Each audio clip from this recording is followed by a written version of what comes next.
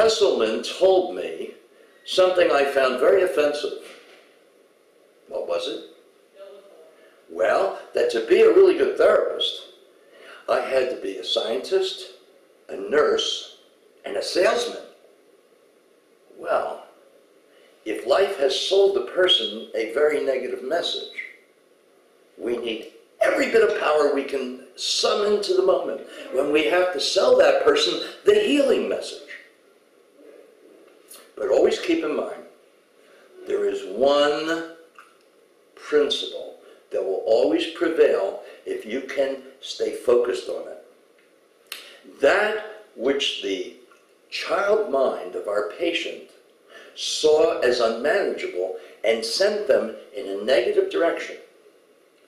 Once re-examined with the patient's mind and your mind in partnership through their adult eyes and our adult eyes and our wizened eyes from experience and excellent training,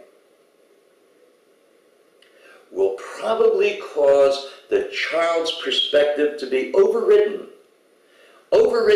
with new understanding. That new understanding will always be positive. That new understanding will be the healing energy of triggering what I call the inverted pyramid effect. Here's how it works. You may recall I mentioned, I'm not sure if it's clams, oysters, or both that make pearls, but I mentioned that when there's a little bit of dirt, you know, that the oyster or the clam can't wash out or expel, it makes a coat around it, which protects the living thing from the part of itself that it can't bear and irritates them too greatly to live with. In the same sense, a negative trauma, a negative idea, I'm not good enough, I'm not lovable, I'm not smart enough, I'm too ugly, I'm missing a leg, I'm whatever. I'm not wanted. Oh, the worst of all. When that little piece of dirt festers, it creates a whole personality built around this lie. It just is like a triangle in a way.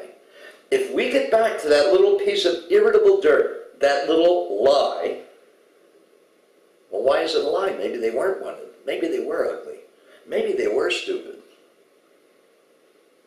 Guess what? It doesn't matter. What matters is that it wasn't about them. It was about the damn fool that gave them that idea. That's the separation they could not make as a child.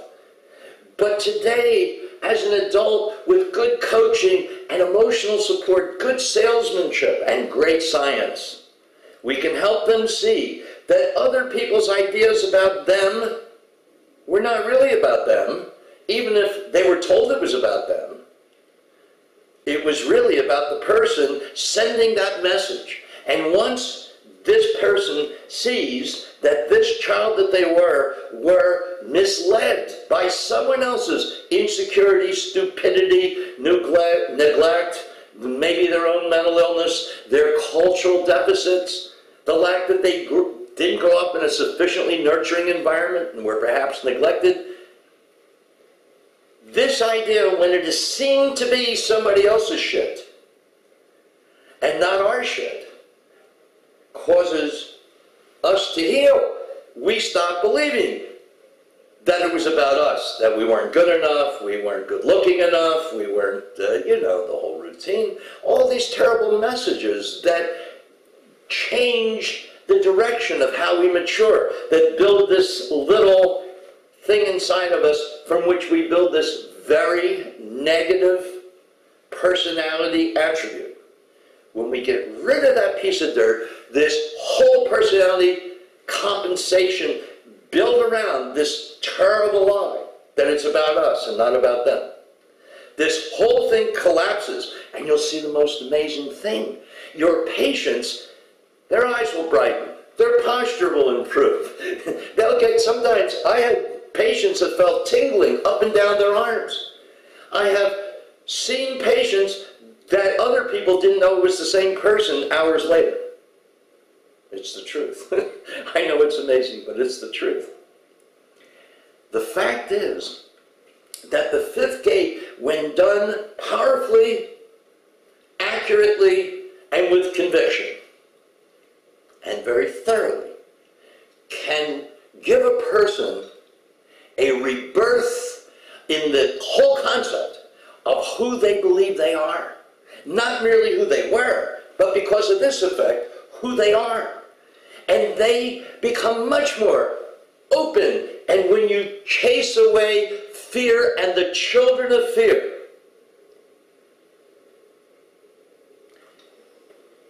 man restores his natural faith. The same thing that happens for those wonderful beasts of the forest. The same thing that happens for those who did not eat the apple in Eden. They no longer judge themselves, and the most amazing thing, they stop judging other people, because just as they see that the negative effects of all of this has played out in their lives in ways to cause them to feel, to say, to do things they would not want to do today, that probably troubled them when they walked in the door and they became your patient.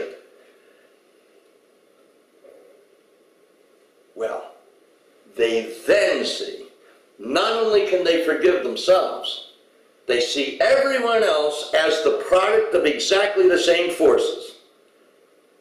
And so in forgiving themselves, what does it mean to forgive yourself? It's to mean no longer judge, no longer indict, no longer blame oneself, but to accept that the world made them into whatever it was they found unacceptable or which triggered their negative symptoms. When this happens to our patient for themselves, usually it's moments later, they see that all those people that injured them in their lives were equally the product of the negativity, the ignorance, and the fears that were operating in the life of that person who was unable to behave lovingly, but in fact, through omission or commission, by things they did or did not do, caused the injury that led to this emotional state that brought them through our doors. And suddenly the world really expands. And faith in the positive side of life, which is really, in a sense, indistinguishable from a positive faith in themselves, their own place, their own legitimacy, their own ability to live a productive, safe, and happy life, will just explode in a wonderful happiness, which will have, if you go back to the first 3 gates, and you can teach them what to do about this feeling, it will be lasting.